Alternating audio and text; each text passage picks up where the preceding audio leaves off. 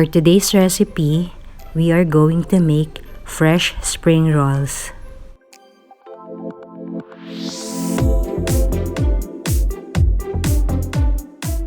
For the ingredients, we will be needing the following.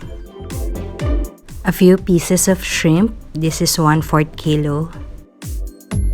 Any variety of lettuce, I will be using Lolo Rosa. Fresh basil. Fresh mint. Arugula, and this is optional. I will be using my pickled carrots and radish, but you can use fresh, cut into matchstick sizes. Vermicelli noodles, pre-soaking it. And rice wrappers.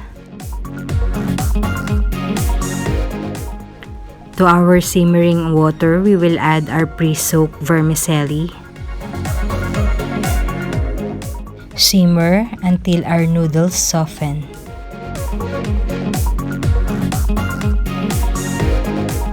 Drain and set aside.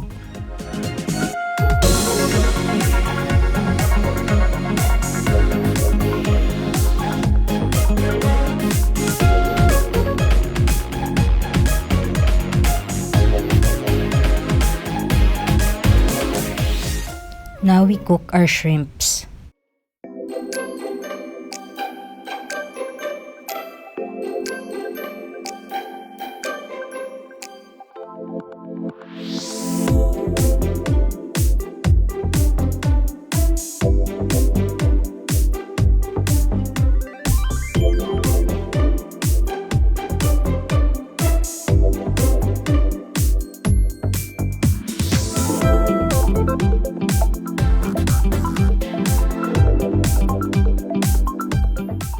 While waiting for this to cook, bring out a bowl of cold water.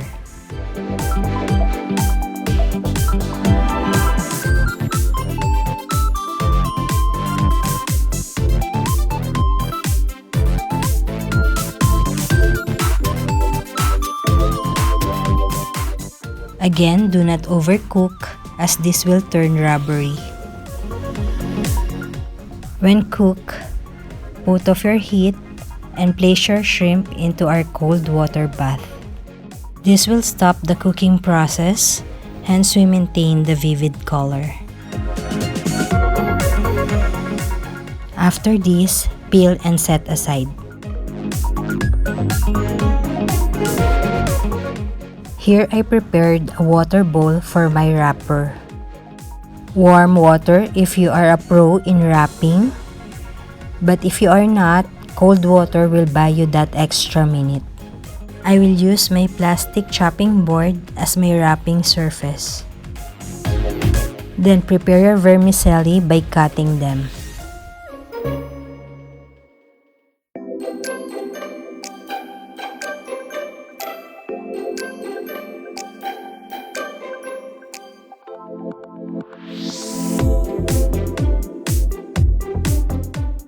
Then our shrimp by cutting them in half.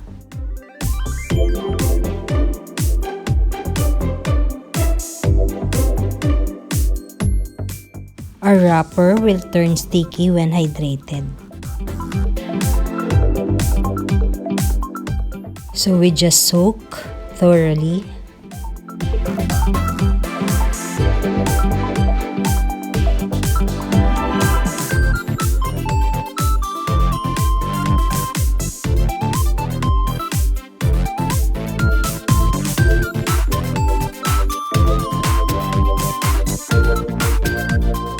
Then we place on our chopping board and add our lettuce.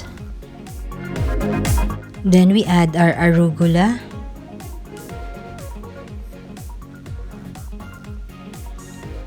our basil,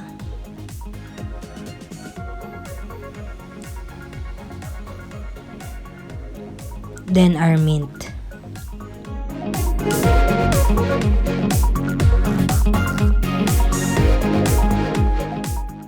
then we add our carrots and radish.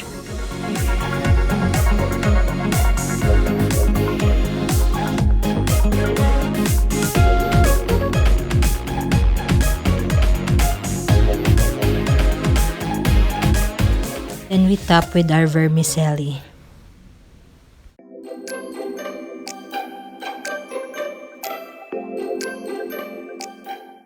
The shrimps we place on the upper part of our wrapper.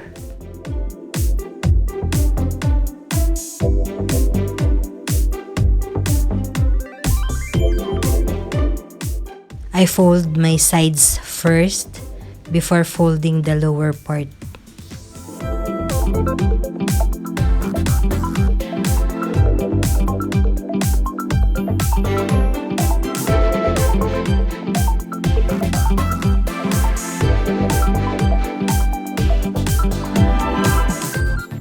With the lower part, tack everything tightly.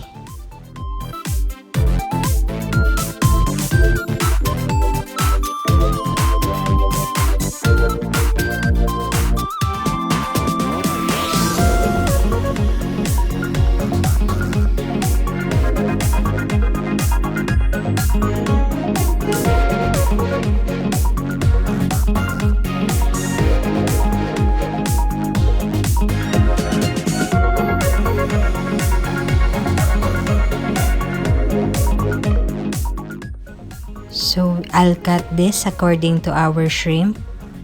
As you can see, it is a little bit sticky.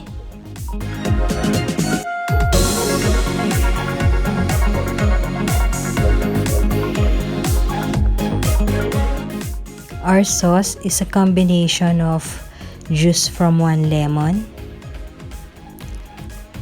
1 teaspoon of fish sauce, half teaspoon of chili paste, and 1 teaspoon of brown sugar.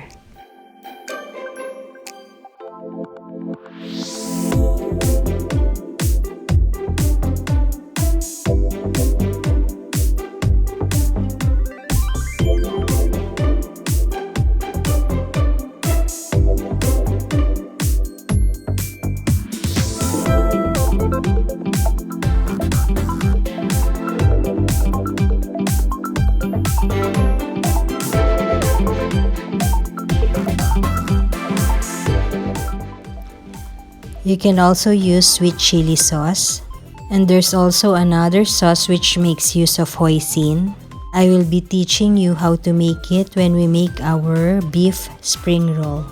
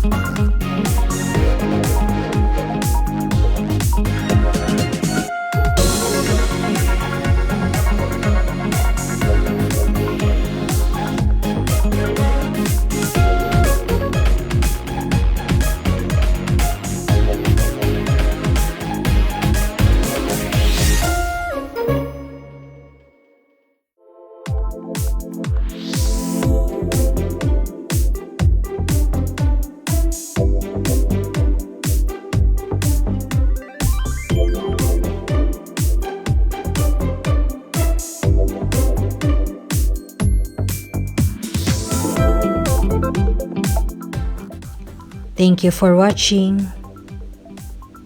Like and subscribe.